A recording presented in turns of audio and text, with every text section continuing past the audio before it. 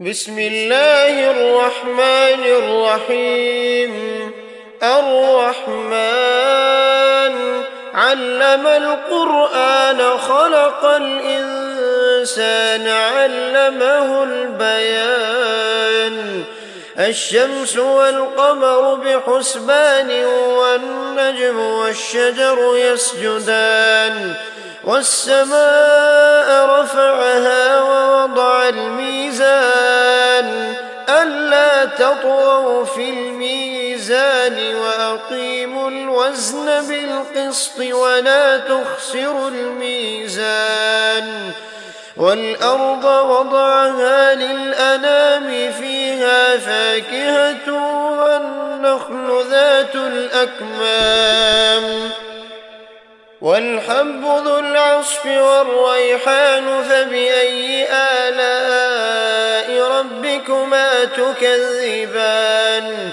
خلق الإنسان من صلصال كالفخار وخلق الجان من مارج من نار فبأي آلاء ربكما تكذبان. رب المشرقين ورب المغربين فبأي آلاء ربكما تكذبان. مرج البحرين يلتقيان بينهما برزخ لا يبغيان فبأي آلاء ربكما تكذبان. يخرج منهما اللؤلؤ والمرجان فبأي آلاء ربكما تكذبان. وله الجوار المنشآت في البحر كالأعلام فبأي آلاء ربكما تكذبان.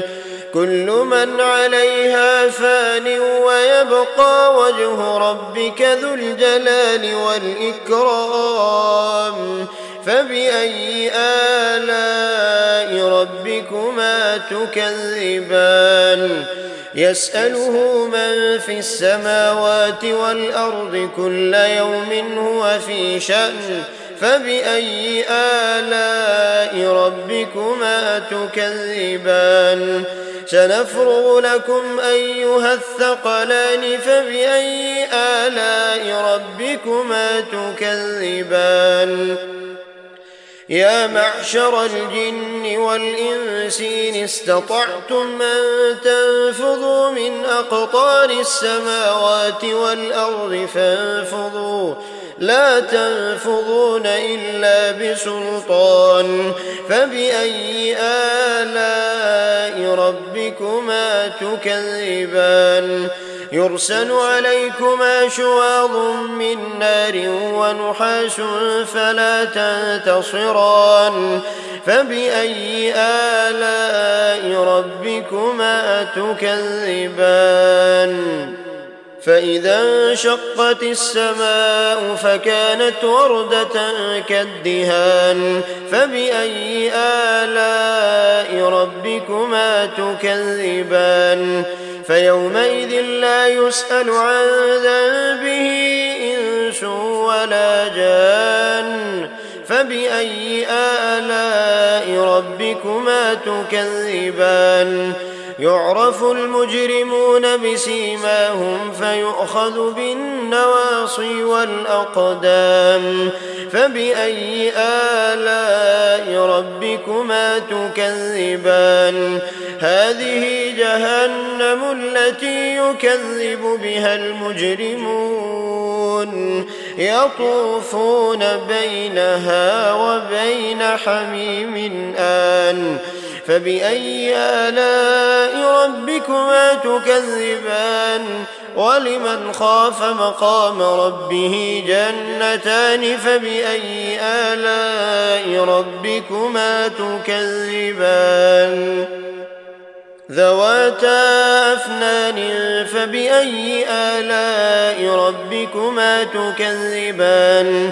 فيهما عينان تجريان فبأي آلاء ربكما تكذبان فيهما من كل فاكهة زوجان فبأي آلاء ربكما تكذبان متكئين على فرش بطائنها من استبرق وجنى الجنتين دان فبأي آلاء ربكما تكذبان فيهن قاصرات الطرف لم يطمثهن إنس قبلهم ولا جان فبأي آلاء ربكما تكذبان كأنهن الياقوت والمرجان فبأي آلاء ربكما تكذبان